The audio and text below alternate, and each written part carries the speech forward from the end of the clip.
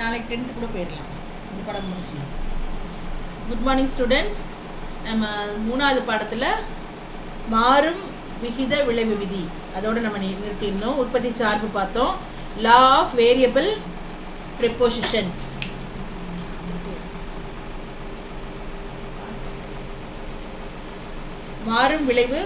மாறும் விகித விளைவு விதி. ஒரே ஒரு உள்ளீட்டினை மட்டும் அதிகப்படுத்தி பிற உள்ளீடுகளை மாற்றாமல் உற்பத்தியை பெருக்க முயன்றால் மொத்த உற்பத்தி வளர் விகிதத்தில் உயர்ந்து பின்பு குறிப்பிட்ட புள்ளியில் நிலையான பின் குறைந்து செல்லும்.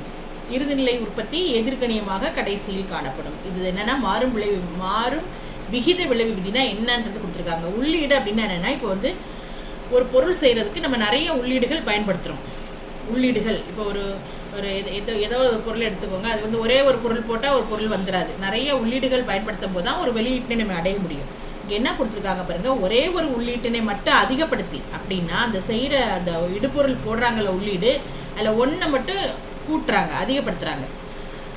மற்ற உள்ளீடுகளை மாற்றலை. ஏதாவது ஒன்றை மட்டும் அதிகப்படுத்தி மற்றவர்களை மாற்றாமல் உற்பத்தியை பெருக்க முயன்றால் உற்பத்தியை கூட்டுறாங்க.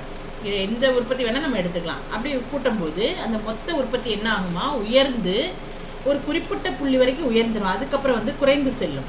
ஏற்கனவே குறைந்து செல் விளைவு விகித விதி நம்ம முதல் பாடத்திலே படித்தோம். அது ஆப்பிள் வச்சு உங்களுக்கு நான் சொல்லிக் கொடுத்தேன், ஆப்பிள் எடுத்துக்காட்ட வச்சு. அதே மாதிரி இறுதிநிலை உற்பத்தியும் எதிர்கணியமாக கடைசியில் காணப்படும் அப்படின்னு சொல்லியிருக்காங்க. The law states that if all other factors are fixed and one input is varied in the short run. இது குறுகிய காலத்துக்கு பார்த்தோம்னா ஒரே ஒரு இன்புட் மட்டும் இதில் வேரி ஆகுது, அதாவது ஒன்று மட்டும் மாறுது. The total output will increase at an increasing rate at first. முதலாவது எப்படி ஆகுது, வளர் விகிதத்தில் உயரும், இன்க்ரீசிங் ரேட்டில். For first instance be constant at a point and then eventually decrease. Marginal product will become negative at last. கடைசியில் என்ன ஆயிருமா, 0 வர அளவுக்கு அது குறையுது. ஸ்டிக்லரின் கூற்றுப்படி உற்பத்தி பணிகளுக்கு பயன்படுத்தப்படும் பிற காரணிகளின் அளவு நிலையாக இருக்கும் பொழுது ஒரு உற்பத்தி காரணி சம உயர்வாக அதிகரிக்கும் போது ஒரு குறிப்பிட்ட புள்ளிக்கு பிறகு மொத்த உற்பத்தியின் அளவு குறையும். அதாவது இறுதிநிலை உற்பத்தி 0 விட குறையும். என்ன சொல்லியிருக்காரு ஸ்டிக்லருங்கிறவர், இந்த மாதிரி உற்பத்தி காரணிகளை பயன்படுத்தும் போது மற்ற காரணிகளாக நிலையாக இருக்குது, ஒரே ஒரு உற்பத்தி காரணி சம உயர்வாக அதிகரிக்கும் போது ஒரு குறிப்பிட்ட புள்ளிக்கு பிறகு அது என்ன ஆகுதுன்னா குறைய ஆரம்பிக்குதுன்றாரு. அது நெகட்டிவ் வரைக்கும் வருது, எதிர்கணியமாக மாறுறதுக்கு வாய்ப்பு இருக்குது. அதாவது இறுதிநிலை உற்பத்தி 0 விட குறையும். 0க்கும் கீழேனா மைனஸில் போகுது. அதான் இந்த எதிர்கணியத்தை நம்ம சொல்கிறோம். இதுதான் இது. அதுக்கடுத்து according to stickler, as equal increments of one input are added, the inputs of other productive services being held constant beyond a certain point, the resulting increments of product will decrease, the marginal product will diminish. இதோட assumptions பார்க்க போகிறோம். assumptionsனா என்னென்னா அனுமானங்களில் என்னென்ன அனுமானங்கள்னா, ஒரே ஒரு உற்பத்தி காரணியின் அளவு மட்டும் உயர்த்தப்படுகிறது. ஏனைய உற்பத்தி காரணியின் அளவு மாறாமல் இருக்கு. ஒரே ஒன்று தானே நம்ம அதிகரிக்கிறோம்னு சொல்கிறோம், மற்றதெல்லாம் மாறாமல் இருக்குது. அதான் அப்போ only one factor is variable while others are held constant. Only one factor is variable, others are held constant. மற்றதெல்லாம் மாறாமல் இருக்குது, ஒன்று மட்டும் அதிகரிக்குது. ரெண்டாவது பாயிண்ட், மாறும் உற்பத்தி காரணிகள் ஒரே தன்மையுடையவை. All units of the variable factor are homogeneous. உற்பத்தி காரணிகள் ஒரே தன்மையுடையது. அதாவது அப்படின்னா என்னென்னா எல்லாம் ஒரே மாதிரி, ஹோமோஜீனியஸ் அப்படின்னு சொல்கிறோம்ல, அதான் variable factors R homogeneous. Third உற்பத்தி பொருளானது பரும அலகுகளால் அளவிடப்படுகிறது. The product is measured in physical units. உற்பத்தி பொருளானது மூணாவது பாயிண்ட், உற்பத்தி பொருளானது பரும அளவுகளால் அளவிடப்படுகிறது, ஃபிசிக்கல் யூனிட்ஸு. அடுத்து பார்த்தோம்னா தொழில்நுட்ப நிலையில் மாற்றம் இல்லை. There is no change in the state of technology. பொருளின் விலையிலையும் மாற்றம் இல்லை. There is no change in the price of the product. பொருளோட விலையும் மாற்றம் கிடையாது. அதே மாதிரி டெக்னாலஜி உங்களுக்கு என்ன ஆகாது, மாற்றம் கிடையாது. அதான் இந்த ஒரு அட்டவணை கொடுத்துருக்காங்க. இந்த அட்டவணையில் அலகுகள் 1 2 3 5 6 7, அப்புறம் மொத்த உற்பத்தி பாருங்கள், டோட்டல் ப்ராடக்ட்டு டிபி அப்படின்னு சொல்லி கொடுத்துருக்காங்க. 2 6 12 அப்படி கூட்டிகிட்டே ஒரு லெவல் வரைக்கும் வந்துட்டு அதுக்கப்புறம் என்ன ஆகுது, குறைய ஆரம்பிக்குது. அப்புறம் கூடி கடைசியில் சமமாக கீழே வந்து முடியுது. இல்லை, ஒரு மொத்த உற்பத்தி காட்டுறாங்க. அடுத்து இறுதிநிலை உற்பத்தி எம்பி, அதாவது மார்ஜினல் ப்ராடக்ட். அடுத்து சராசரி. அப்போ சராசரி இதை வந்து டிபின்னு சொல்கிறோம், இதை எம்பின்னு சொல்கிறோம், இது வந்து ஏபி. எல்லுன்றது லேபர். இது 1வது நிலை, 2வது நிலை, 3வது நிலை. இந்த 3 நிலையும் வந்து நம்மளுக்கு ஒரு வரைபடத்தில் காட்ட போகிறாங்க. இந்த வரைபடத்தில் நம்ம வரைஞ்சி அப்புறம் வந்து நம்ம என்ன செய்யலாம், அதை நம்ம போட்டுக்கலாம். இந்த இதை பார்த்தீங்கன்னா மொத்த உற்பத்தி இறுதிநிலை உற்பத்தி பார்த்தீங்கன்னா முதல்ல வந்து 2, அதுக்கப்புறம் பார்த்தீங்கன்னா அதில் 2 மைனஸ் பண்ணால் 4, அப்புறம் அப்படியே குறைஞ்சிட்டு வருது பாருங்கள். அடுத்து இங்கே வந்து 12, அடுத்து 6 ஆகுது. அதுக்கப்புறம் ஒரு லெவலுக்கு மேலே என்ன ஆகுது, 0 ஆகி -2 ஆகுது. மைனஸ் பண்ணி போடுறோம். ஒரு ப்ராடக்டை 18 எடுத்துட்டோம்னா அதை என்ன பண்ணுறோம், ஒன்றுலையும் வந்து ஆமாம், அது இறுதிநிலை உற்பத்தி. அடுத்து சராசரி உற்பத்தியும் பார்க்குறோம். சராசரி உற்பத்தி அடுத்து இந்த 3 ஸ்டேஜும். இப்போ வந்து மொத்த உற்பத்தினா என்னென்னா total product. It refers to the total amount of commodity produced by the combination of all inputs in a given period of time. இப்போ வந்து ஒரு ப்ராடக்ட் செய்கிறாங்கன்னா அந்த ப்ராடக்ட்டுக்கு அந்த கமாடிட்டி செய்கிறாங்கன்னா அந்த கமாடிட்டி ப்ரொடியூஸ் பண்ணுறதுக்கு அதோட காம்பினேஷன் ஆஃப் ஆல் இன்புட்ஸ் அப்படின்னா என்ன, ஒரு குறிப்பிட்ட காலத்தில் உற்பத்தி காரணிகளின் கலவை என்னென்ன போட போகிறோம் அது எல்லாத்தையும் பயன்படுத்தி உற்பத்தி செய்யப்பட்ட அந்த மொத்த பண்டங்களின் அளவு தான் மொத்த உற்பத்தி. மொத்த உற்பத்தினா என்னென்னா நம்ம என்னென்ன போட்டு செய்கிறோமோ அது எல்லாத்தையும் சேர்த்து கலந்து அந்த பொருள் செஞ்சு வெளியே வருது. அதை எவ்வளோ உற்பத்தி நம்ம எத்தனை பொருள் செய்கிறோமோ அதான் மொத்த உற்பத்தி. அதான் it refers to the total amount of commodity produced by the combination of all inputs in a given period of time. இறுதிநிலை உற்பத்தியின் கூட்டுத்தொகையே மொத்த உற்பத்தி ஆகும். Summation of marginal products TP is equal to sigma MP. TP னா total product, MP னா marginal product. அடுத்து பார்த்தீங்கன்னா என்னென்னா அதே தான் இங்கேயே அதான் கொடுத்துருக்காங்க. டிபினா மொத்த உற்பத்தி, எம்பினா இறுதிநிலை உற்பத்தி, சிக்மானா மொத்தம். அடுத்து வந்து ஏபினா என்னென்னா சராசரி, ஆவரேஜ், சராசரி உற்பத்தி, அதாவது ஆவரேஜ் ப்ராடக்ட், சராசரி உற்பத்தி. It is the result of the total product divided by the total units of the input employed.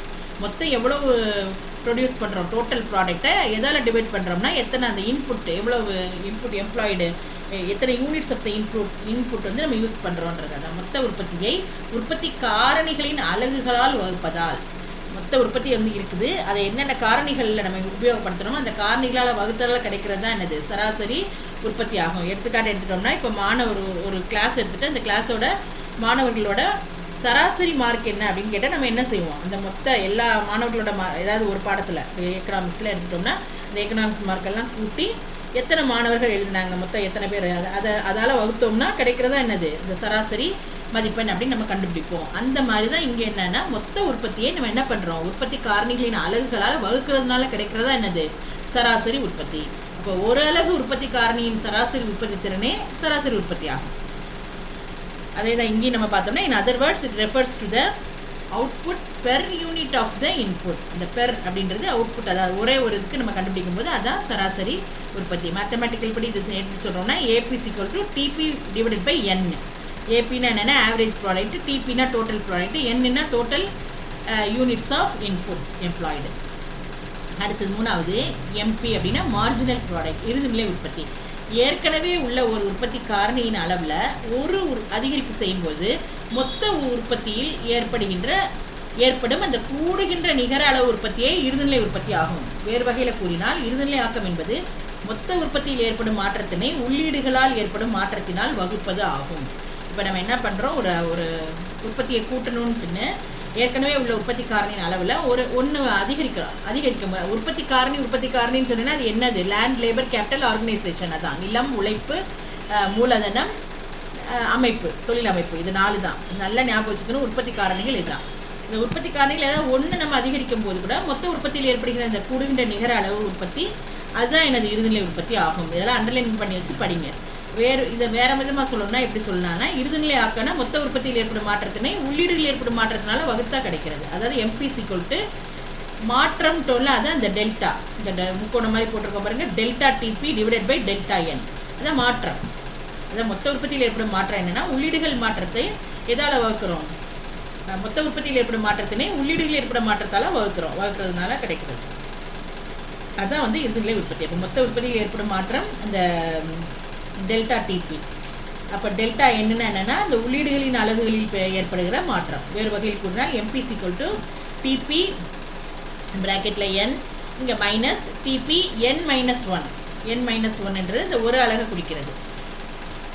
அதான் இதில் நம்ம இதில் பார்த்தோம்னா it is the addition R the increment made to the total product when one more unit of the variable input is employed. அதை underline பண்ணிக்கோங்க. One more யூனிட்டை நீ வந்து அதிகப்படுத்தும் பொழுது, in other words it is the ratio of the change in the total product. அதான் அந்த change in the total product to the change in the units of the input. அதான் இப்படி சொல்கிறேன். இப்போ வாசிச்சேன்ல அதே மாதிரி MP = delta TP divided by delta n. MPன்றது marginal product, TPன்றது சேஞ்ச், அந்த டெல்டான்றது சேஞ்ச் இன் டோட்டல் ப்ராடக்ட், என்னன்றது change in units of input. இதெல்லாம் அவங்க கேட்டாங்கன்னா கண்டிப்பாக இந்த மேத்தமெட்டிக்கல் இது நம்ம எழுதியே ஆகணும். MP = TP n-1 அதை நம்ம எழுதியே ஆகணும். அதான் marginal product, total product of employing nth unit of a factor. அடுத்தது n-1ன்னா என்னென்னா total product of employing the previous unit of a factor, that is n-1. அதான் வந்து n-1 unit of a factor அப்படின்னு நம்ம சொல்கிறோம். இதுதான் law of variable proposition is explained with the help of the following schedule and diagram. இதை வந்து நம்ம சொன்னதை வந்து ஒரு வரைபடத்தின் மூலமாகவும் நம்ம என்ன செய்யலாம், தெரிஞ்சுக்கொள்ளலாம். அந்த தமிழே அதே தான் கொடுத்துருக்காங்க பாருங்க. TP n-1 n ப்ராக்கெட்டில் n-1 அலகு உள்ளீட்டு காரணிகளால், அதாவது முந்தைய அளவு உள்ளீட்டு காரணிகளால் கிடைக்கிற உற்பத்தியின் அளவு. இந்த மாறு விகித விளைவதையில் இந்த அட்டவணை மற்றும் இந்த மாறு உற்பத்தி காரணிகளில் என்ன பாருங்க, உழைப்பு இருக்குது, பிற மாறா உற்பத்தி காரணிகளோடு பயன்படுத்தப்படுகிறது. இந்த அட்டவணையில் உற்பத்தி 3 நிலைகள் உடையது. 1, 2 ரோமன் லெட்டர் 1, 2, 3ன்னு அதில் போட்டிருக்கு. அந்த 3லையும் 3 நிலை, சரி 3 நிலையும் தனித்தனியாக நிலை 1, நிலை 2, நிலை 3ன்னு இருக்குது. இப்போ அதில் பார்க்கும்போது மொத்த உற்பத்தி முதல் நிலையில் அதிகரிக்குது, பின்பு சமநிலையை அடையுது இந்த படத்தில். அதுக்கப்புறம் பார்த்தோம்னா பின்பு குறையுது, அதிகரித்து சமநிலை அடைஞ்சு குறையுது. அப்புறம் இறுதிநிலை உற்பத்தி அதிகரிக்கும் போது மொத்த உற்பத்தி அதிகரித்து 0ஆகி அதுக்கப்புறம் அதிகரிச்சுட்டு போகும்போது, மொத்த உற்பத்தி அதிகரிச்சுட்டே போகும்போது இறுதிநிலை உற்பத்தி பார்த்திங்கன்னா அதுக்கு எதிரடையாகி மாறும்பொழுது மொத்த உற்பத்தி குறையுது. அதுதான் இந்த படத்தில் பாருங்கள். உழைப்பாளர்களில் எண்ணிக்கை எதில், எக்ஸ் அச்சு கீழே போட்டிருக்கோம் பாருங்கள். எக்ஸ் அச்சில் உழைப்பாளர்கள் எண்ணிக்கையும், எக்ஸ் அச்சிலும் TP, AP, MP ஆகியவை ஒய் அச்சிலும். வெளியீடுன்னு போட்டிருக்காங்க பாருங்கள். இது மாறும் காரணிகள் அலகு உழைப்பு தான் நம்ம எடுத்திருக்கோம். இங்கே வெளியீடு MP, AP, TP அது 3. அது என்னென்ன, MPனா மார்ஜினல், APனா என்னது சராசரி, TPனா டோட்டல். இந்த 3 வகையான நிலைகளை இந்த வரைபடத்தின் மூலம் தெரியலாம். முதல் நிலையில் பார்த்தீங்கன்னா இறுதிநிலை உற்பத்தி 3 உழைப்பாளர்களை பயன்படுத்தும் வரை என்ன செய்கிறாங்கன்னா பாருங்கள், 3 உழைப்பாளர்களை பயன்படுத்தும் வரை அதிகரிக்குது. 1, 2, 3 வரை அந்த கர்வ் போகுது. 4ல் அது அப்படியே ஃபஸ்ட்டு இதை நான் சொல்லிகிட்டு இருக்கேன். முதல் நிலையில் ஆரம்பித்து அது என்ன ஆகுது பார்ப்போம். இந்த படத்தில் இது அதாவது 3 உழைப்பாளர்களை பயன்படுத்தும் வரை அதிகரிக்குது. இது சராசரி உற்பத்தியை விட அதிகம். எனவே மொத்த உற்பத்தி வளர் விதத்தில் அதிகரிச்சுட்டு, மொத்த உற்பத்தி தொடக்கத்தில் வளர் விதத்தில் அதிகரித்து A புள்ளியை அடைந்து பின்பு குறைந்த விதத்தில் அதிகரிக்கிறது. இப்புள்ளியே வளைவு மாற்ற புள்ளி. இந்த A ஒன்று போட்டிருக்காங்க பாருங்கள், மேலே போது பாருங்கள். நிலை 1 தாண்டி இந்த சைடு வருதுல A புள்ளி தான். அதான் என்னது, அது அப்படியே வந்து மேலே வர வந்து இப்படி சமமாக வந்து அப்புறம் கீழே 3வது இதில் வந்து கீழே இறங்குது. அப்படி பாதியோடு முடிச்சிருக்காங்க. அதான் அது வளைவு மாற்ற புள்ளி இந்த A புள்ளி. இப்போ 2ஆம் நிலையை பார்க்கும்போது இறுதிநிலை உற்பத்தி வந்து குறைந்த 6 அலகு உழைப்பை, 6 வரைக்கும் போகுது. 6 அலகு உழைப்பை அவங்க என்ன செய்கிறாங்க, பயன்படுத்தி அப்புறம் என்ன செய்கிறாங்க பாருங்கள். பயன்படுத்தும் போது அது 0 ஆகுது. எக்ஸ் அச்சை வெட்டுது, எக்ஸ் அச்சை வெட்டி கீழே போயிடுச்சு. இதை தெரியுதா, பச்சை கலரு கோடு. அதுதான் 6 வரைக்கும் போய் அப்படியே கீழே வந்து எக்ஸ் அச்சை கட் பண்ணி கீழே வந்திருக்கு. அப்போ அது 4வது உழைப்பை பயன்படுத்தும் போது MPL = APL. இதில் MP வளைகோடானது AP வளைகோட்டை விட கீழே அமையும். TPL வளைகோடு குறைந்து செல் விதத்தில் அதிகரிக்கும். இந்த படத்தை நல்லா நம்ம வச்சு நீங்கள் அது வாசி பார்த்தீங்கன்னா உங்களுக்கு நல்லா புரியும். நல்லா கவனிச்சுக்கோங்க. 3ஆம் நிலையில் பார்க்கும்போது 7 அலகு உழைப்பாளர்களை பயன்படுத்துகிறாங்க. 7 அலகு உழைப்பாளர்களை அவங்க பயன்படுத்தி இந்த என்ன பண்ணுறாங்க பாருங்கள்.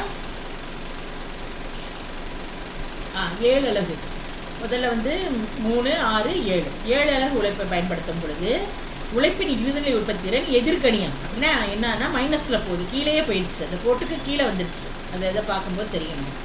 அதில் உழைப்பின் சராசரி உற்பத்தி திறன் குறைந்து சென்றாலும் எதிர்மறை மதிப்பாகவே இருக்கும். 6 அலகு உழைப்புடன் கூடுதலாக 1 அலகு உழைப்பை பயன்படுத்தும் போது டிபிஎல் குறைய தொடங்கும். இதுதான் இப்போ நிலைகள் பார்த்துட்டிங்கன்னா, இப்போ நான் இதை சொன்னதை அப்படியே இதில் அந்த அட்டவணையில் கொடுத்துருக்காங்க. இதில் முதல்ல பார்த்துட்டு வருவோம். இப்போ வந்து the law of variable proportion is explained with the diagram. அதான் சொன்னேன். இந்த டயக்ராம் அதே தான் முதல்ல சொன்ன டயக்ராமே. இந்த ஸ்டேஜ் 1ல் என்ன ஆகுதுன்னா, அது வந்து மேலே வர ஒரு லெவல் வர போய் சமமாகி அப்புறம் லைட்டாக இறங்க ஆரம்பிக்குது. அடுத்து 2வது இதில் பார்த்தோம்னா, செகண்ட் ஸ்டேஜில் பார்க்கும்போது அதே மாதிரி போகிறது எக்ஸச்சை கட் பண்ணி வருது. அடுத்து இதே மாதிரி கீழே வர, அதாவது நெகட்டிவாக உங்களுக்கு மாறுறதுக்கு வாய்ப்பு இருக்குது. அந்த படம் தான். அடுத்து வந்து நம்ம என்ன பார்க்குறோம், இந்த அட்டவணை பார்த்தோம்னா, இந்த அட்டவணை இந்த 3 ஸ்டேஜையும் வச்சு பார்க்கும்போது கீழே என்ன தெரியுது, இந்த அட்டவணை ஏற்கனவே சொல்லியாச்சு. அதுக்கப்புறம் stage 1, stage 3,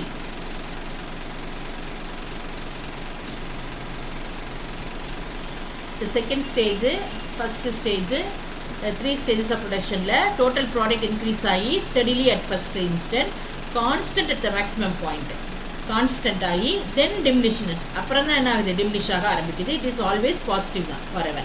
While total product increases, marginal product increases up to a point. Total product increase ஆகும்போது marginal product ஒரு பாயிண்ட் வரைக்கும் என்ன ஆகும், அதுவும் இன்க்ரீஸ் ஆகி and then decreases. இதை மட்டும் நல்லா அண்டர்லைன் பண்ணி வச்சுக்கோங்க. அப்போ total product increases up to the point where the marginal product is 0. When total product tends to diminish, marginal product becomes negative. அவ்வளோதான். அதை மட்டும் நம்ம இந்த டயக்ராமில் அதை தான் நான் சொன்னது. இந்த diagram, the number of workers is measured on x-axis while TPL, APL and MPL are denoted y-axis. The diagram explains the 3 stages. அப்படி சொன்னதே தான். ஃபர்ஸ்ட் ஸ்டேஜில் MPL இன்க்ரீஸ் ஆகி up to 3rd laborer and it is higher than the average product, so that the total product is increasing at an increasing rate. The tendency of total product to increase at an increasing rate. அதான் ஒரு increasing ரேட்டில் அது increase ஆகி and அப்புறம் பார்க்கும்போது and it begins to increase at a decreasing rate. This point is known as point of inflection. அடுத்து second ஸ்டேஜில் பார்த்தோம்னா, செகண்ட் ஸ்டேஜில் MPL decreases up to 6th labour where the MPL curve intersects x-axis. இந்த curve வந்து MPL curve எது ஆகுதுன்னா, இந்த x-axis வந்து உங்களுக்கு வந்து இன்டர்செக்ட் பண்ணுது, வெட்டுது அந்த புள்ளியில். அதுக்கப்புறம் வெட்டுற மாதிரி நம்ம வரையணும் அந்த இடத்த. அப்புறம் 4th unit of labour MPL is equal to APL. அதுக்கப்புறம் MPL கர்வ் என்ன ஆகுது, லோயர் தேன் தி APL கர்வை கூட கீழே வந்து அது என்ன ஆகுது, TPL increases at a decreasing rate. அடுத்து 3rd ஸ்டேஜ்லேயே, இந்த 3rd stage of production shows that the 6th unit of labour, அவ்வளோ எழுதிங்கன்னா போதும், 6th unit of labour market by negative. அதுக்கப்புறம் கண்டினியூஸ் டு ஃபால் ஆகி but remains positive. After the 6th unit TPL declines with the employment of more units of variable labour. அடுத்தது இதை வந்து ஒரு அட்டவணையில் கொடுத்துருக்காங்க. Relationship among total average marginal product, அதாவது மொத்த உற்பத்தி, இறுதிநிலை உற்பத்தி, சராசரி உற்பத்தி. மொத்த உற்பத்தி முதல் நிலையில் பார்த்தோம்னா வளர் வீதத்தில் அதிகரித்து பின்பு குறைந்து செல் வீதத்தில் அதிகரிக்குது. இங்கே அடுத்து இறுதிநிலை உற்பத்தி பார்த்தீங்கன்னா முதலில் அதிகரித்து உச்சநிலை அடைந்து அப்புறம் குறைய தொடங்குது.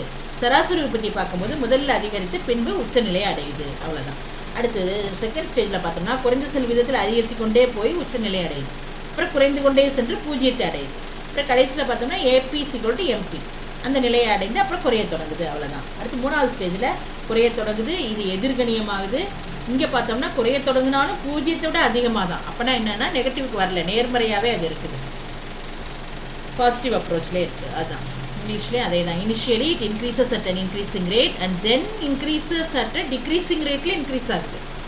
டிக்ரீஸ் ஆகுது ஆனால் இன்க்ரீஸ் ஆகுது, ஆனால் டிக்ரீசிங் ரேட்டில் இன்க்ரீஸ் ஆகுது. அடுத்த மார்ஜினல் ப்ராடக்ட்டும் at the beginning it increases, then reaches a maximum and starts to decrease. At the first instant it increases, then attains maximum. Second ஸ்டேஜ்லையும் இட் கண்டினியூஸ் டு இன்க்ரீஸ் ஆகி அப்புறம் பார்த்தீங்கன்னா டிமினிஷிங் ரேட்டில் and reaches maximum, இந்த உச்சநிலை அப்படின்றோம்ல அதான். அடுத்து it continues to diminish and becomes equal to 0. அடுத்து லாஸ்ட்டு பார்க்கும்போது ஆவரேஜில் பார்த்தோம்னா it is equal to MP, AP MP ஈக்குவலாக இருக்குது and then begins to diminish. Last ஸ்டேஜில் 3rd ஸ்டேஜில் it diminishes, it becomes negative, it continues to diminish but always greater than 0. அந்த 3 பாஸையும் கொண்டு சொல்லி இது முடிச்சிட்டாங்க. அதுக்கடுத்து இப்போ மாறும் விகித விளைவு பார்த்தோம். இப்போ என்ன பார்க்க போகிறோம்னா விகித அளவு விளைவு விதி, law of returns to scale. இப்போ இது வந்து முதல்ல சொன்னது குறுகிய காலத்தில் பயன்படுத்தக்கூடாது, இனிமேல் சொல்கிறது நீண்ட காலம். நல்லா அண்டர்லைன் பண்ணி வச்சுக்கோங்க, இது நீண்ட காலம். நீண்ட காலத்தில் தான் இந்த அனைத்து உற்பத்தி காரணியும் மாறும். அப்படி இருக்கும்போது அனைத்து உற்பத்தி காரணிகளும் எண்ணிக்கையில் அதிகரிக்கும் போது வெளியீட்டிலேயே அதிகரிப்பு ஏற்படலாம். இப்போ வந்து ஒரு எடுத்துக்காட்டு நம்ம சொல்கிறோம்னா, இப்போ குறுகிய காலம் இல்லை நீண்ட காலம், ஒரு கடை வந்து ஒரு இடத்துல இருக்குது, அந்த கடையை வேறு இடத்துக்கு மாற்றணும்னு நினைக்கிறோம் அப்படின்னோன்னா நம்ம என்ன செய்வோம், அதுக்கு லாங் டைம் எடுத்துக்குவோம். ஏன்னா ஒரே நாளில் நம்ம செய்ய முடியாது. அதை வந்து அதாவது ஒரு இடத்துல வேறு இடத்துல புதுசாக கட்டி ஆரம்பிக்கணும்னு நினைக்கிறோம். அப்போ அதோட கன்ஸ்ட்ரக்ஷன் ஒர்க்லாம் தொடங்கி அதுக்கு வேண்டிய ப்ராசஸ்லாம் நடந்து அதுக்கு வேண்டிய மெஷினரிஸ்லாம் வாங்கி எல்லாமே எடுக்கிறதுக்கு டைம் ஆகும். அதான் லாங் ரன் ப்ராசஸ். அதான் பார்த்தோன்னா அந்த மாதிரி அப்போ எல்லாமே அது அதிகரித்து வெளியீட்டும் கூட்டிடும். அப்போ சாதாரணமாக சின்ன ஒரு ரோட்டில் ஒரு தள்ளு வண்டி கடையில் இட்லியோ ஏதோ விற்றுட்ருக்காங்க. அப்போ அது சின்ன லெவலில் இருக்குது. அதே ஒரு கடையாக போடும்போது அது டைம் எடுக்கும், ஆனால் பார்த்தீங்கன்னா உற்பத்தி கூடும், எல்லாமே அதிக அளவில் செய்ய ஆரம்பிப்பாங்க. அதே தான் இந்த எடுத்துக்காட்டு நீங்கள் வச்சுட்டிங்கன்னா உங்களுக்கு அது ஈஸியாக இருக்கும். அந்த வெளியீட்டில் பாருங்கள் அதிகரிப்பு ஏற்படலாம். இவ்விரண்டிற்கு உள்ள தொடர்பை விளக்குறது தான் இந்த விகித அளவு விளைவு விதி. உயரும் அளவு என்பது அனைத்து உள்ளீடுகளும் ஒரு சேர அதிகரிப்பது, எல்லாத்தையுமே ஒரு சேர, நிலம், உழைப்பு, மூலதனம் எல்லாமே கூட்டுறோம். புதுசாக ஒரு இது ஆரம்பிக்கும் போது இப்போ எல்லாத்தையும் கூட்டுறோம். நிலத்தை கூட்டுறோம், உழைப்பை கூட்டுறோம், மூலதனத்தை கூட்டுறோம், தொழில் அமைப்பே மாறுது. அந்த மாதிரி இருக்கும்போது என்னென்னன்றதை இதில் பார்க்குறோம். இதுக்கு பேர் laws of returns to scale. இந்த long run there is no fixed factor, all factors are variable. எல்லா காரணிகளும் மாறும். The laws of returns to scale explain the relationship between output and the scales of inputs in the long run when all the inputs are increased in the same proportion. இதில் assumptions பார்த்தோம்னா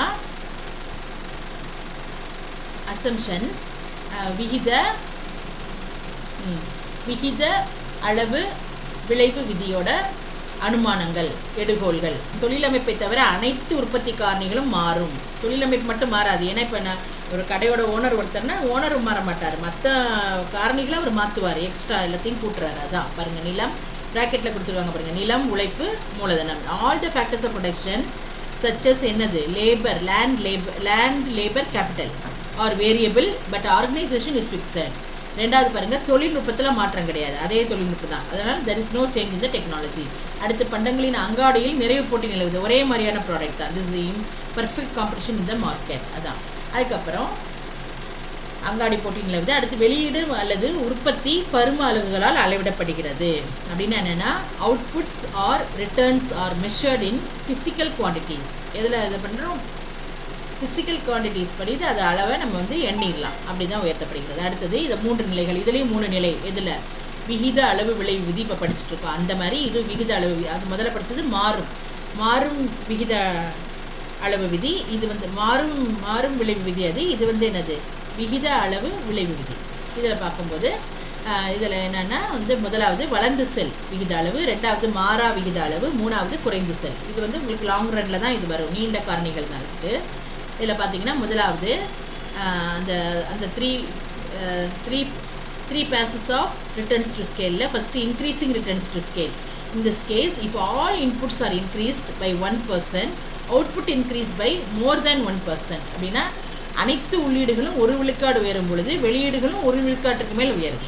அடுத்தது பாருங்கள், ரெண்டாவது மாறா விகித அளவுனா என்னென்னா constant returns to scale. In this case, if all inputs are increased by 1%, output increases exactly by 1%. அப்போனா அனைத்து உற்பத்தி காரணிகளும் 1 விழுக்காடு உயரும் பொழுது வெளியீடும் அதே மாதிரி சம அளவு 1 விழுக்காடு உயருது. முதல்ல சொல்லும்போது உள்ளீடு வந்து 1 விழுக்காடு உயரும் பொழுது வெளியீடு 1 விழுக்காட்டுக்கு மேலே. ரெண்டாவது பார்த்தோம்னா 2 சமம். மூணாவது பாருங்கள், டிமினிஷன் அப்படின்னா என்னென்னா குறைந்து செல். இங்கே வந்து உற்பத்தி காரணிகள் 1 விழுக்காடு உயருது, ஆனால் வெளியீடு வந்து 1 விழுக்காட்டிற்கும் குறைவாக தான். விழுக்காடுனா percentage. In this case, if all inputs are increased by 1%, output increases by less than 1. ஒரு அளவு கூட, அது 1% கூட இல்லை, அதை விட குறைவாக தான் அது என்ன செய்யுது, உயருது. அவ்வளோதான். அதை போட்டு அப்படி அதை முடிச்சிட்டாங்க. டயக்ராமேட்டிக் இல்லஸ்ட்ரேஷனில் பார்த்தோம்னா இதுலேயும் படம் கொடுத்துருக்காங்க, இதுலேயும் அட்டவணை இருக்குது. டயக்ராமில் the movement from point A to point B represents இந்த டயக்ராமை பாருங்கள். இதில் என்ன கொடுத்துருக்கு, இந்த விகித அளவு விளைவு விதியின் 3 நிலைகளும் இதில் கொடுத்துருக்காங்க. இதில் எக்ஸ் ஆக்சிஸ் பாருங்கள், லேபர் அப்படின்னா உழைப்பாளர் எண்ணிக்கை. ஒய் ஆக்சிஸ் பார்த்தோம்னா யூனிட் ஆஃப் கேபிட்டல். கேனா கேபிட்டல். இதில் வந்து உழைப்பாளர் எண்ணிக்கை கீழே எக்ஸ் ஆக்சிஸ் லேபரில் கொடுத்துருக்கு. இங்கே பாருங்கள் 01248, இங்கே 01248. இப்போ இதை வந்து என்ன பண்ணுறோம், எப்படி வரைஞ்சிருக்காங்க பாருங்கள். இந்த ஃபர்ஸ்ட் வந்து நம்ம இந்த வரைபடத்தை பார்க்கும் பொழுது இந்த வரைபடத்தில் ஏபி அப்படின்ற புள்ளி ரெண்டுக்குடைய இடையே பாருங்கள். அந்த இடையேயான பகுதி வளர்ந்து செல் விகித விலை விகுதியை குறிப்பிடுறது. வளர்ந்து போகுது.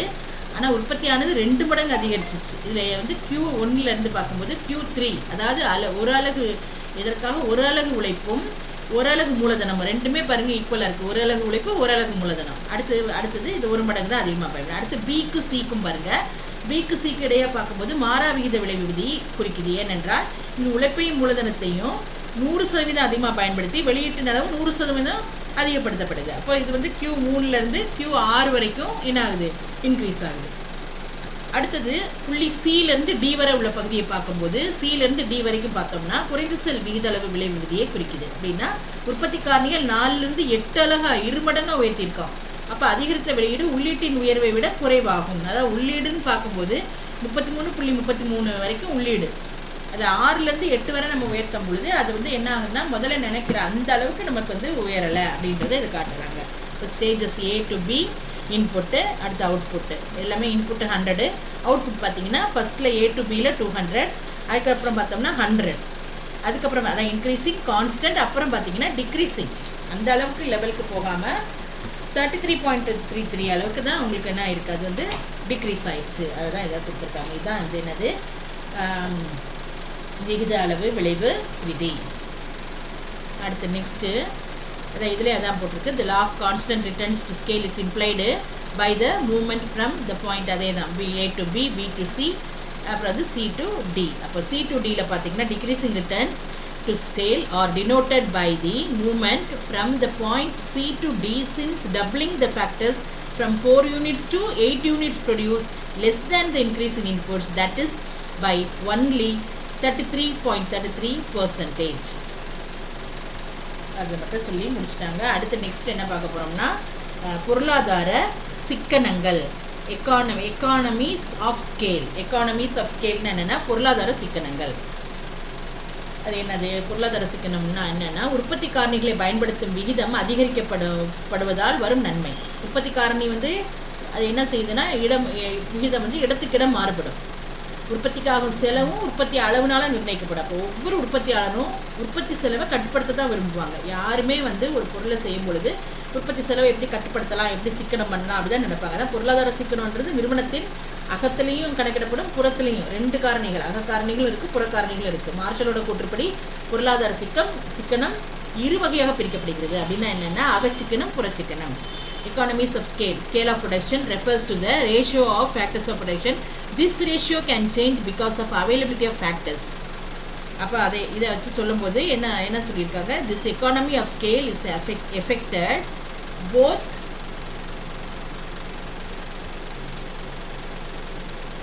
internal and external. அதான் internal economies of scale, external economies of scale.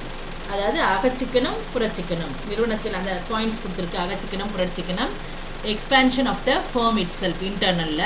அடுத்தது lower long run average cost, efficiencies from larger scale production, range of economies, example technical, financial. External economies of ஸ்கேலில் expansion of the industry, benefits most all firms. அடுத்தது இங்கே பார்த்தோம்னா agglomeration economies are important, helps to explain the rapid growth of many cities. எக்ஸ்டர்னலுக்கு இப்போ இங்கேயும் அதே மாதிரி அகச்சிக்கனத்தில் பொருளாதார சிக்கனங்கள் உற்பத்தி செலவை குறைக்குது, சிக்கனமின்மைகள் உற்பத்தி செலவை கூட்டிடும். நம்ம வந்து சிக்கனமாக நிறுவனத்தை நடத்தினோம்னா நமக்கு அது வந்து உற்பத்தி ஆகிற செலவு குறையும். அதே நம்ம சிக்கனம் இல்லாமல் இருந்தோம்னா உற்பத்தி செலவு கூட்டிகிட்டே போகும். அதுதான் இங்கே. அப்போ இந்த பொருளாதார சிக்கனங்களால் சராசரி உற்பத்தி செலவு குறையும். இதனால் விற்பனை லாபமும் அதிகரிக்கும், நுகர்வும் அதிகரிக்கலாம்.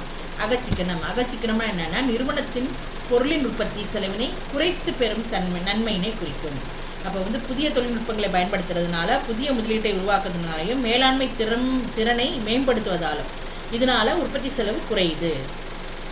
என்னென்னால குறையுதுன்றதையும் அண்டர்லைன் பண்ணிக்கோங்க. புதிய முதலீட்டை உருவாக்குறாங்க, அடுத்து மேலாண்மை திறனை மேம்படுத்துகிறாங்க, அப்புறம் தொழில்நுட்பங்களை புதிய தொழில்நுட்பங்களை பயன்படுத்துகிறாங்க. இங்கே பார்த்தோம்னா இன்டர்னல், எக்ஸ்டர்னல் எக்கானமிஸ் அப்படின்னு பார்க்குறோம்.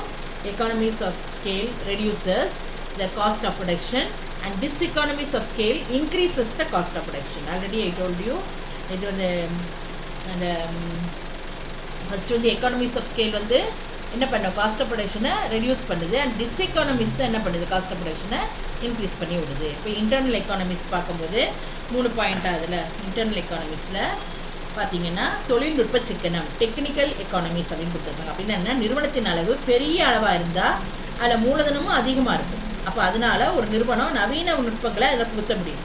பெரிய லெவலில் செய்கிறாங்க ஒரு பெரிய இண்டஸ்ட்ரி அப்படின்னு சொன்னால் அவங்க எல்லாமே அதிகமாக போட்டிருப்பாங்க, மூலதனம் அதிகமாக போட்டிருப்பாங்க. அப்போ அதனால் அவங்க என்ன பண்ணலாம், அதில் நவீன அப்படின்னா என்னென்னா லேட்டஸ்ட் டெக்னாலஜி அதில் புகுத்த முடியும். அந்த மாதிரி செஞ்சு ப்ரொடக்ஷன் என்ன பண்ணுறாங்க, உற்பத்தியை அதிகரிக்க செய்கிறாங்க. மேலும் ஆராய்ச்சி வளர்ச்சி அப்படிலாம் செஞ்சு உற்பத்தியின் தரத்தை அவங்களால உயர்த்த முடியும். இதான் வந்து ஃபஸ்ட்டு பாயிண்ட்டு. இதில் பார்த்தோம்னா இந்த size of firm is large பெரிய நிறுவனம்னா large amount of capital can be used. There is a possibility to introduce up-to-date technologies. This improves productivity of the firm.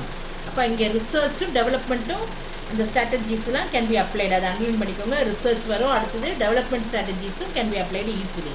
அடுத்து ரெண்டாவது சிக்கனம் என்னன்னு பார்த்தோம்னா நிதி சிக்கனம் ஃபினான்ஷியல் எக்கானமிஸ். அப்படின்னா பார்த்தீங்கன்னா பெரிய நிறுவனங்கள் என்ன செய்யுது, சந்தையில் பங்கு விற்பனை மூலம் மூலதனத்தை பெருக்கிறாங்க.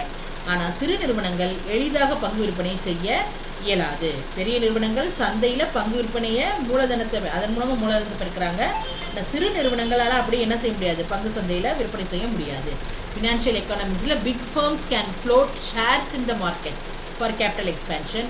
Small firms cannot easily float shares in the market. இப்போ நம்மளே பார்க்குறோம், பெரிய பெரிய நிறுவனங்களை தான் எல்லோரும் போய் ஷேர் ஹோல்டர் ஆகிறாங்க. இது ஒரு சின்ன நிறுவனத்தில் யாரும் போய் ஷேர் ஹோல்டர் ஆக மாட்டாங்க. ரிலையன்ஸு, இது ராம்கோ சிமெண்ட், சங்கர் சிமெண்ட்ஸ் எல்லாம் இருக்கிறதுல தான் போய் என்ன செய்கிறாங்க, ஷேரை போடுறாங்க. அதுதான் பெரிய நிறுவனங்களில் தான் அந்த மாதிரி நடக்கும். அடுத்தது மேலாண்மை சிக்கனம். அப்படின்னா பேரளவு உற்பத்தி வேலை பகுப்பு முறை அதுக்கு உதவுது. இதன் மூலம் சரியான வேலையாட்கள் சரியான துறையில் இருப்பாங்க. மேலாண்மை சிக்கனம்னா மேனேஜரியல் எக்கனாமிக்ஸ். அப்படின்னா லார்ஜ் ஸ்கேல் ப்ரொடக்ஷனில் ஃபெசிலிட்டேட்ஸ் ஸ்பெஷலைசேஷன் அண்டு டெலிகேஷன். இதில் ஒரு சிறப்பான இது மேலாண்மை தான், மேலாண்மை சிக்கனம். அடுத்தது உழைப்பு சிக்கனம் லேபர் எக்கானமிஸ். அப்படின்னா பேரளவு உற்பத்தி வேலை வகுப்பு முறையை வழிவகுக்குது. இதனால் சிறப்பு உழைப்பு அப்படின்னா இந்த உழைப்பின் தரம் மற்றும் திறனை அதிகரிக்கும். நிறுவனத்தின் உற்பத்தி திறன் இதனால் அதிகரிக்கும். உழைப்பு சிக்கனம்னா என்னென்னா லேபர் எக்கானமிஸ் லார்ஜ் ஸ்கேல் ப்ரொடக்ஷனில் implies greater and minute division of labour. Division of லேபர்னு என்னென்னா ஒரு வேலையை வந்து அவங்க பிரித்து கொடுத்துருவாங்க. இந்த மாதிரி ஒவ்வொரு குரூப்புக்கு ஒவ்வொரு வேலை அந்த மாதிரி. அப்படி டிவிஷன் ஆஃப் லேபர் நம்ம ஏற்கனவே இனிமேல் படிப்போம்னு நினைக்கிறேன். அது வந்து this leads to specialisation which enhances the quality. இந்த வார்த்தையை அண்டர்லைன் பண்ணிக்கோங்க. Specialisation, this leads to specialisation which enhances the quality. This increases the productivity of the firm. அப்போ உழைப்பு திறனில் வந்து சிறப்பு தேர்ச்சி அப்படின்னா என்னென்னா, இப்போ வேலை போக்கு முறைன்னு கொடுத்தாங்கன்னா, ஃபார் எக்ஸாம்பிள் இப்போ ஒரு கார்மெண்ட்ஸில் துணி தைக்கிறாங்க எல்லாரும் அப்படின்னா ஒருத்தரே உட்காந்து ஒரு சட்டையை ஃபுல்லாக தைக்க மாட்டாங்க. அளவு பார்த்துட்டு அவங்க என்ன பண்ணுவாங்கன்னா, ஒரு எக்ஸாம்பிள் தான் சொல்கிறேன், ஒருத்தர் வந்து நீ என்ன செய்ய கையை கட் பண்ணி கையெல்லாம் தையி, அதுக்கப்புறம் கையை அடுத்து வந்தவர் மற்ற பகுதிகள், அப்படி ஒவ்வொருத்தருக்கும் ஒவ்வொரு பகுதிகள் கொடுத்துருவாங்க. அப்புறம் கடைசியில் என்ன பண்ணுவாங்க, இந்த சைஸ் படி அளவுப்படி அவங்க என்ன பண்ணுவாங்க, அதெல்லாம் ஜாயின் பண்ணுவாங்க. இதை ஜாயின் பண்ணுறதுக்கு ஒருத்தர் என்ன பண்ணுறாரு, கை ஸ்டிச் பண்ணுறவர் அவர் அளவை பார்த்து அவர் கையாக ஸ்டிச் பண்ணிட்டு இருப்பார். காலர் ஸ்டிச் பண்ணுறவர் காலராக ஸ்டிச் பண்ணிட்டு இருப்பார். அதே மாதிரி தான் ஒவ்வொரு உடம்பு தைக்கிறவர் இப்படியெல்லாம் தைச்சு கடைசியில் அதை என்ன பண்ணுவாங்க, சேர்க்கும் போது பார்த்தீங்கன்னா ஒரு மணி நேரத்துலையோ ஒரு இதுலையோ நிறைய தைக்கிறதுக்கு வாய்ப்பு நிறைய தைக்க முடியும். அதிகமாக தைச்சிருப்பாங்க. சாதாரணமாக ஒரு ஆள் ஒரு சட்டையை வச்சு தைச்சிட்டு இருந்தாருன்னா ரொம்ப it will take time. So அதனால தான் இந்த மாதிரி அவங்க இதை தான் நம்ம வேலை பகுப்பு முறைன்னு நம்ம சொல்கிறோம். இது வந்து எடுத்துக்காட்டாக நீங்கள் மனசில் வச்சுக்கோங்க, இதை புரிஞ்சுக்கோங்க. இது வந்து இந்த அண்டர்ஸ்டாண்ட் பண்ணுறதுக்காக இந்த எக்ஸாம்பிள் நான் சொன்னேன். இதுதான் வேலை பகுப்புன்னா அதுதான். அப்போ வந்து திஸ் லீட்ஸ் டு ஸ்பெஷலைசேஷன். கொஞ்ச நாள் அந்த ஆள் என்ன ஆவான்னா, அவன் கை வெட்டி தைக்கிறதுல ரொம்ப ஸ்பெஷலிஸ்ட் ஆயிடுவான். இல்லைன்னா காலர் வைக்கிறது ஸ்பெஷலிஸ்ட், இப்படி டிசைன் போடுறது, இப்படி ஒவ்வொருத்தருக்கும் ஒவ்வொரு வேலையை பிரித்து கொடுத்துருவாங்க, ஒவ்வொரு குரூப்பாக நிறையா. அப்போ அவங்க அதில் ஸ்பெஷலைஸ் ஆகி இது விச் என்ஹான்சஸ் த குவாலிட்டி. இது குவாலிட்டி நல்லா இருக்குது அப்படின்னு வந்துடும். This increases the productivity of the firm. அடுத்த கடையை பார்த்தீங்கன்னா மார்க்கெட்டிங் எக்கானமிஸ். அப்படின்னா இந்த context, the large scale production, the producers can both buy raw materials in bulk at cheaper cost and can take the products to distant markets. They enjoy a huge bargaining power. அப்படின்னா என்னென்னா அங்காடி, மார்க்கெட்னா அங்காடி தானே, சந்தை சார்ந்த சிக்கனம். பேரளவு உற்பத்தியின் காரணமாக மூலப்பொருட்களை குறைந்த விலைக்கு வாங்க முடியும். அப்போ தொலைதூர சந்தையில் பொருட்களை விற்க முடியும். இது வந்து உற்பத்தியாளர்களின் பேரம் பேசும் சக்தியை அதிகரிக்கிறது. இது வந்து அப்போ அடுத்து மறுபடியும் எக்கானமிஸ் ஆஃப் சர்வைவல் அப்படின்னா பெரிய நிறுவனங்கள் பல்வேறு பொருட்களை உற்பத்தி செய்யலாம். உற்பத்தி செய்யப்பட்ட பொருளோட சந்தையில் தோல்வியுற்று இழப்பு ஏற்பட்டாலும் ஒரு பொருள், சப்போஸ் ஒரு பெரிய நிறுவனம் வந்து பல பொருட்கள் உற்பத்தி செய்யுது, ஒரு பொருள் உற்பத்தியில் அவங்க தோல்வி ஏற்பட்டாலும் இன்னொரு பொருள் உற்பத்தினால அவங்க என்ன பண்ணுவாங்க, அதை வந்து அவங்க வந்து அந்த இழப்பினை அவங்க ஈடு செய்ய முடியும். ஒரே பொருளினை மட்டும் உற்பத்தி செய்யும் சிறிய நிறுவனங்களுக்கு இந்த வாய்ப்பு இல்லை. அதான் வந்து ஒரே பொருளை மட்டும் உற்பத்தி செய்கிறவங்க அதை ஒன்று மட்டும் வச்சுட்டே உட்காந்துருக்க வேண்டியது. அதிக பொருள் செய்கிறதுனால பெரிய நிறுவனங்கள் ஈஸியாக அவங்க என்ன பண்ணுறாங்க, லாபத்தை பார்த்துடுறாங்க. அதான் இந்த பாயிண்ட்டு. ப்ராடக்ட் டைவர்சிஃபிகேஷன், இந்த வேர்டு அண்டர்லைன் பண்ணிக்கோங்க. ப்ராடக்ட் டைவர்சிஃபிகேஷன், பல்வேறு product is possible when there is large scale of production. This reduces the risk in production. Even if the market for one product collapses, market for other commodities offsets it. அப்படின்னா என்ன, ஏதாவது ஒரு product down ஆனாலும் அடுத்த product என்ன செய்யணும், அந்த நிறுவனத்தை அது வந்து வளர்ச்சி அடைய செய்கிறதுக்கு வாய்ப்பு இருக்குது. அடுத்தது புறசிக்கனம். இப்போ இவ்வளோ நேரம் பார்த்ததெல்லாம் நிறுவனத்துக்கு உள்ளே இருக்கிறத பார்த்தோம். இப்போ வெளியே, நிறுவனத்துக்கு வெளியே எக்ஸ்டர்னல் எக்கானமிஸ் ஆஃப் ஸ்கேல் அப்படின்னா என்னென்னா, எக்ஸ்டர்னல் எக்கானமிஸ் ஆஃப் ஸ்கேல் என்னென்னா புறச்சிக்கனம் அப்படின்னா நிறுவனத்துக்கு வெளியே ஏற்படும் மாற்றங்களால் உற்பத்தி முறைகளில் ஏற்படும் மேம்பாடுகளை குறிக்கும். இது ஒரே ஒரு நிறுவனம் மற்றும் அதை பெரும் நன்மை அல்லாது அனைத்து நிறுவனங்களும் பெரும் பயனாகும். அதில் என்னென்ன பார்க்குறோம், புறச்சிக்கனம்னா பாருங்கள், மேம்பட்ட போக்குவரத்து வசதி, வங்கி செயல்பாடு சார்ந்த வசதி, நகரியல் வளர்ச்சி, தகவல் மற்றும் தொழில்நுட்ப வளர்ச்சி. இதை மட்டும் நம்ம இதை பார்க்குறோம். எக்ஸ்டர்னல் எக்கானமிஸ் ஆஃப் ஸ்கேல்னா, external economies of scale refers to changes in any factor outside the firm. நல்லா கவனிங்க, அவுட் சைட் த ஃபர்ம் தான், causing an improvement in the production process. This can take place in the case of industry also. இது தொழில் செய்கிற இடங்களையும் இது நடக்கிறதுக்கு வாய்ப்பு இருக்குது. These are the advantages enjoyed by all the firms in the industry due to the structural growth. Important external economies of scale are listed. என்னது உனக்கு அதாவது புறச்சிக்கனத்தில் என்னென்ன அப்படின்றது கொடுத்துருக்காங்க பாருங்க. Increased transport facility, banking facilities, அடுத்தது development of townships.